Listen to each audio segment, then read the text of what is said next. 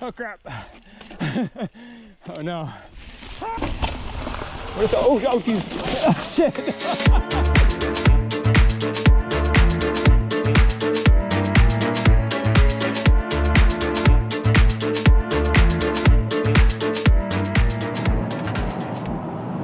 Good morning, dudes.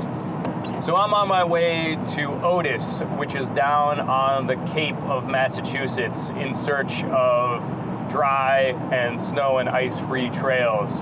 Otis is kind of, at least for people in our area, is it's a go-to winter riding spot. They just don't get the weather that the rest of New England gets, and the trails are, generally they're comprised of sand. They don't really mud up. They drain super well. And it's a super fun spot. It's pretty flowy. There's very few rocks, so this is not gonna be an episode of the Rockwood Files, dude.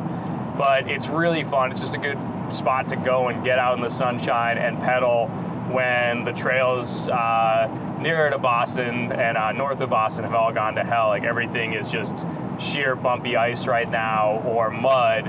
And so this is it's a responsible and pleasant way to go out and enjoy some trails during our, New England winter. So yeah, let's go check it out, dudes.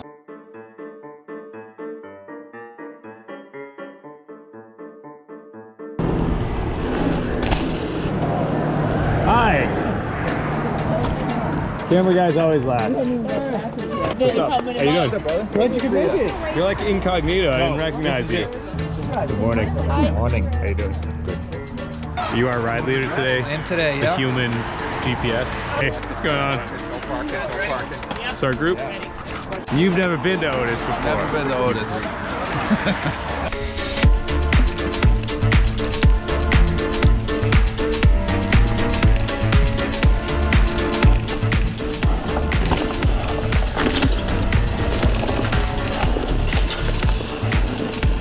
I'm actually on the Rocking on Instinct today demo bike from Jerry Cycles. Ow.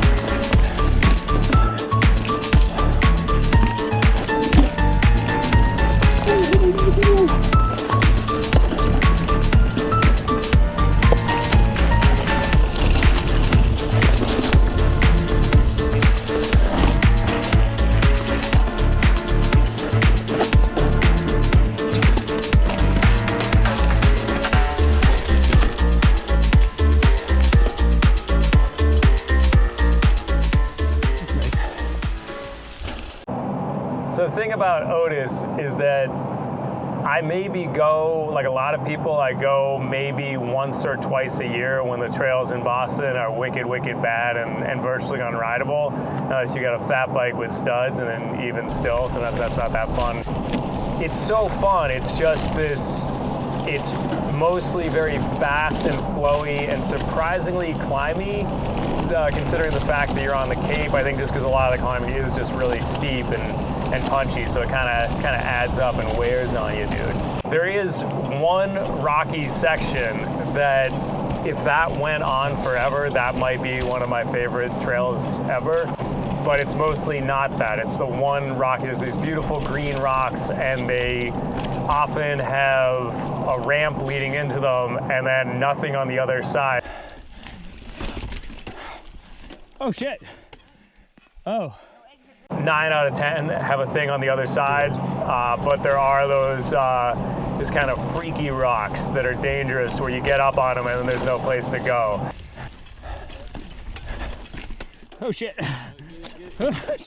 And so it's a little crazy, but that's an awesome little section. But just mostly just some nice bench cut, fast flowy turns, and then it's just this place that is not muddy or wet or snowy when everything else is all of that. I'll put a link to the NEMBA page for Otis and New England Mountain Bike Association.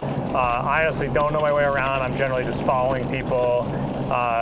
Tom Green is I call him the human GPS. He just kind of knows the ins and outs of just about every trail system and stuff in between in New England. It's pretty incredible, particularly Massachusetts.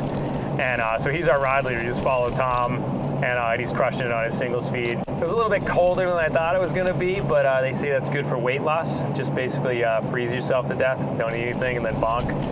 That's good for you. I think that's a pro training trip for you right there. A wicked pro training. Just, you want to lose weight, don't eat before the ride. And about, I don't know, half an hour into the ride, start getting hangry, and then ride for 2.5 more hours. That's the secret to weight loss. It's a secret. Oh, yeah. Jaeger stop, dude. Wouldn't be the first time we drank Jaeger in the woods. Hey. I miss the fact that there's no IHOP at the Bourne Bridge anymore, and they've built the world's most unnecessarily large Dunkin' Donuts, or Dunkins as we're calling them now. And I love Dunkin' Donuts. But I don't love that they put in this gigantic, like, why would you ever need like 100 seats in a Dunkin' Donuts? Like, what the hell is going on at Dunkin' Donuts where you need to seat 100 people? It's insane. Oh, I was riding a demo bike today from Jared, and I just actually did a double take. It's still on the back of the car, dude. I did lock it. Hopefully no one had a pair of bolt cutters the size of a pair of craft scissors to cut that thing off. Yeah, the Instinct, it's, roughly, I'm one of these people, I don't like to know that much about a bike before I get on it. I kind of want the bike to just tell me what it is, and it's a 140 in the front, 140 in the rear, trail bike, and coming from the Troy 29, or actually even my single speed, like this feels like a nice light whippy bike. I was just throwing it around. It was great through the corners. It definitely, it felt light on the climbs. The Rockies pedal really well, and it was really fun. But then it actually, when it came time to do some of the goofy rock moves or whatever, I was able to get up in the little manuals. Like, I don't say I can't manual down the street, but I have like the save your ass manual, where it's like you gotta get the bike up quick in that last second before you go off the thing, and this bike just kind of rear wheel like just tucked right under me. Yeah, guide brakes. I've got those on the Troy 29 now. I actually have adapted to really liking the SRAM brakes, and then it's SRAM drivetrain as well, nice and crisp. Nice clunks between gears. It's not as smooth as the Shimano, but I do not mind it. I like it. It was nice they put a bash guard on, because a bash guard, dude, because I did smash that thing on some stuff. Oh crap! Seems like the bottom bracket is definitely on the lower side, but wasn't getting pedal strikes or anything. If I were doing lighter trail riding all day long, like a longer ride, 3 or 4 hour ride, I think that would be a great bike. And the Rockies do have that Ride 9 adjustable geometry, which the Instinct is the same frame as the Rocky Pipeline. It's just different wheels. The Pipeline is a 27.5 plus bike. The Instinct is a 29er. I'm not sure why they don't do it like the Switchblade with pivot, where it's a Switchblade you can put on 27.5 plus or 29. It's the same bike. I think Rocky should move towards that and just tout that as, oh, you can buy this bike with 2 wheel sets. Like at this point you can buy the Trail 429. Like if you get like the premium build, whatever, you can get both wheel sets, which I think is sick. I like it. I like riding it in both modes. I've ridden the Pipeline. I like that. I like this. I like the Instinct. It's a good bike. It looks really good too. I like that orange and green thing. Oh, and I really, I've really been struggling with the fact that RockShox reverbs do not work in the cold. So that kind of sucks. I don't know why they would there's this thing called fat biking now.